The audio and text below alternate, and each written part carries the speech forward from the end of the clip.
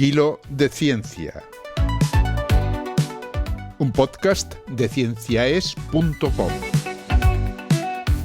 Con Jorge Laborda Fernández. Hoy os invitamos a escuchar Intracuerpos para la ciencia y la salud. Buena ciencia, amigos y seguidoras de Kilo. Un saludo cordial de Jorge Laborda. Considero que hay eventos históricos que cambian la cultura de las sociedades y su percepción de la realidad. Uno de estos eventos ha sido, sin duda, la pandemia de coronavirus, felizmente dejada atrás. Si antes de la pandemia pocos mortales conocían lo más elemental sobre los anticuerpos, hoy creo que los anticuerpos ya no son esos grandes desconocidos. Quien más quien menos conoce hoy que los anticuerpos son proteínas producidas por nuestro sistema inmunitario capaces de unirse fuertemente y de bloquear y neutralizar a los microorganismos o a las toxinas que estos producen.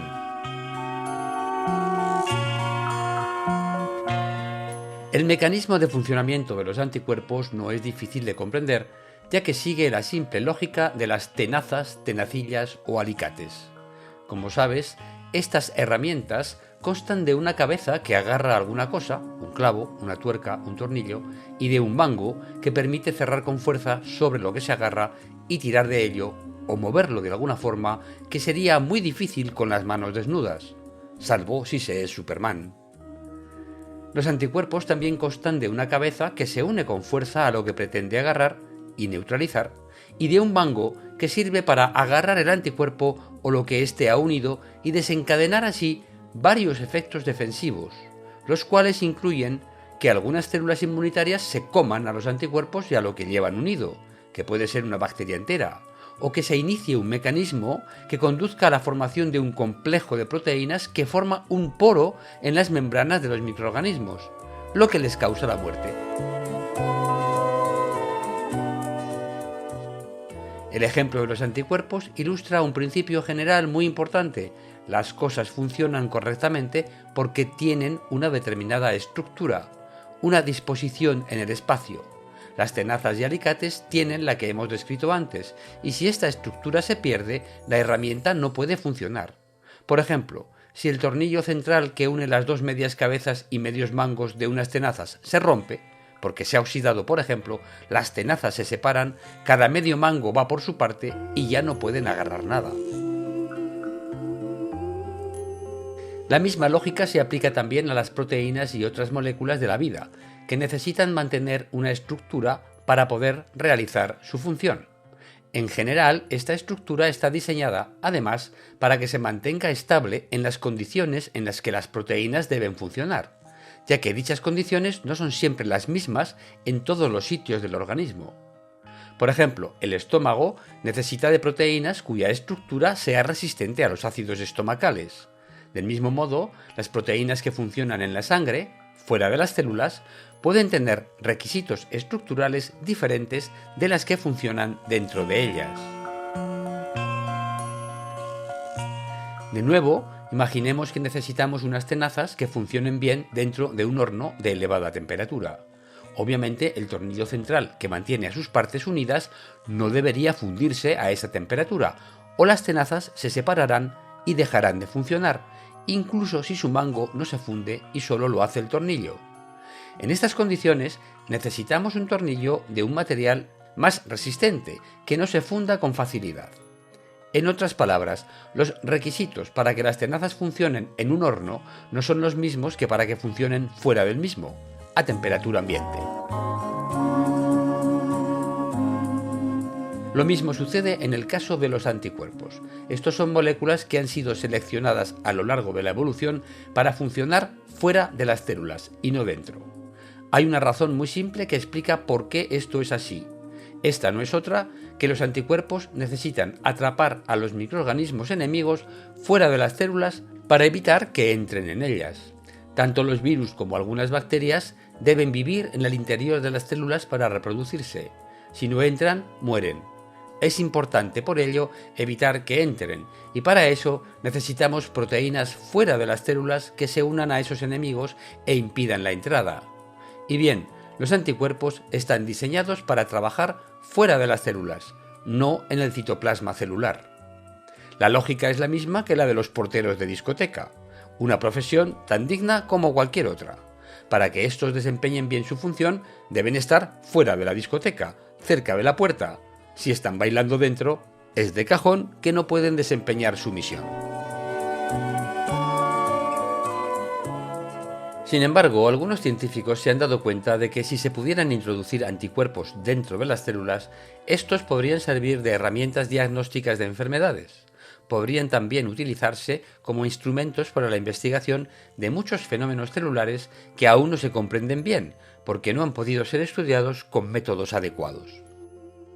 Por esta razón, varios grupos de investigación llevan años modificando anticuerpos por ingeniería genética, introduciéndolos en las células y estudiando si por casualidad o por suerte algunos funcionan. Entre las aplicaciones de estos intracuerpos, como se les ha llamado, se encuentran las de analizar la localización celular de ciertas moléculas a las que los intracuerpos se unirían y permitirían su detección, el estudio de la dinámica molecular entre unas zonas de las células y otras, o el bloqueo de ciertas moléculas celulares para estudiar sus efectos. Pero el problema con el que los científicos se han encontrado es que les falta un tornillo adecuado y, como hemos señalado, sin él los anticuerpos no funcionan. Sí, el problema es equivalente al del tornillo central que mantiene la cabeza y mango de las tenazas unidas. En el caso de los anticuerpos, las partes que funcionan como tornillos para mantener su estructura han sido evolutivamente seleccionadas para trabajar muy bien en las condiciones químicas que se encuentran fuera de las células, en la sangre y los líquidos que bañan los tejidos. Por razones tediosas de explicar, pero que son muy sólidas, las condiciones químicas reductoras en el interior de las células atacan a los tornillos de los anticuerpos y los destruyen, impidiendo que estos se unan a nada. Por esa razón, los anticuerpos en general no pueden funcionar en el interior de las células. Como he señalado, muchos científicos llevan años intentando realizar ingeniería de los anticuerpos para dotarlos de una estructura que les permita no ser degradados en el interior de las células. Lo ideal sería prescindir de los tornillos y conseguir que la estructura adquiera estabilidad por otros medios, nuevos enlaces químicos entre las cadenas, por ejemplo. Esto no es fácil de conseguir y solo se ha logrado en unos pocos casos concretos. Sin embargo, disponer de cuantos más mejor intracuerpos estables y funcionales podría acelerar la investigación, el diagnóstico y la terapia de numerosas enfermedades. En un intento de conseguir numerosos intracuerpos sin tornillos, pero estables y funcionales, un nutrido grupo de investigadores estadounidenses y japoneses decidió utilizar las modernas herramientas de la bioinformática y la inteligencia artificial en lo que se refiere al diseño de proteínas que no existen en la naturaleza. Se centraron en intentar conseguir intracuerpos capaces de interaccionar con las proteínas sobre las cuales el ADN de los cromosomas se organiza y se enrolla. Estas son las llamadas histonas.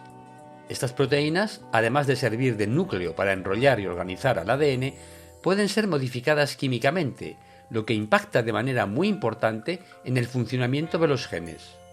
En otras palabras, afecta a que los genes funcionen o no, o lo hagan a diferentes velocidades de acuerdo con las necesidades de las células.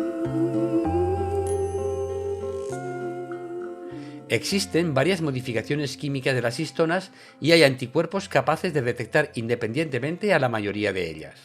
El problema, como hemos explicado, es que estos anticuerpos solo funcionan si se emplean sobre extractos celulares de esas proteínas, es decir, si las histonas se extraen de las células, matándolas, pero no pueden emplearse en el interior de células vivas. No pueden usarse como intracuerpos para estudiar la dinámica en tiempo real de las modificaciones químicas mencionadas antes. Utilizando las herramientas de inteligencia artificial que predicen el plegamiento en el espacio de las proteínas y otras herramientas bioinformáticas, los investigadores fueron capaces de introducir nuevas modificaciones en los anticuerpos que mantenían su estructura prescindiendo de los tornillos. Al mantenerse estables sin ellos, estos anticuerpos podían ahora funcionar no solo fuera, sino también en el interior de las células. Los investigadores modificaron a nada menos que 26 anticuerpos que se unían a histonas químicamente modificadas. Ninguno de ellos podía inicialmente funcionar en el interior celular. Sin embargo, tras las modificaciones realizadas, 19 de los 26 anticuerpos fueron transformados en intracuerpos funcionales. Anteriormente, los científicos habían fracasado con la transformación de 18 de esos 19 anticuerpos por métodos de ingeniería genética tradicionales. Esto nos ilustra por sí solo sobre la potencialidad de los nuevos métodos de inteligencia artificial en la modificación de las proteínas.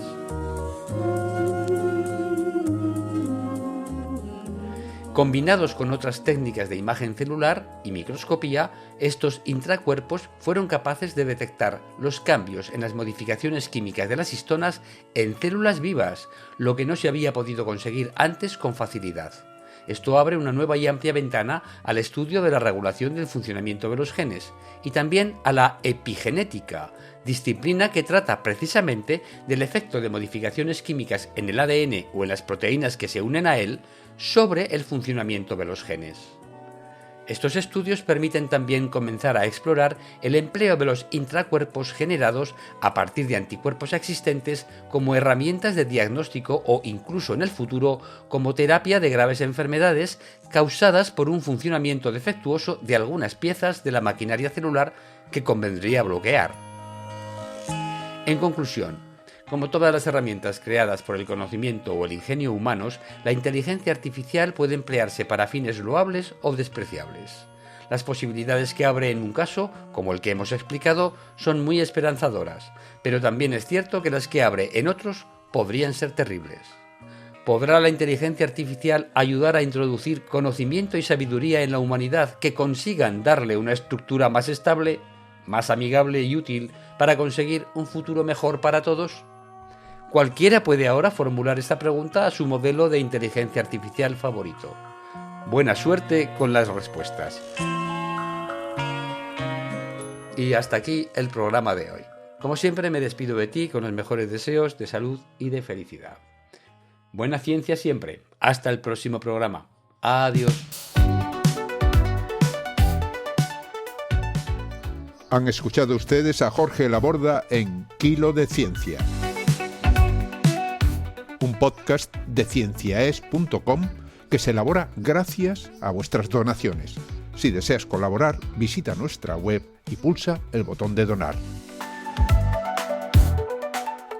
cienciaes.com. Ciencia para escuchar.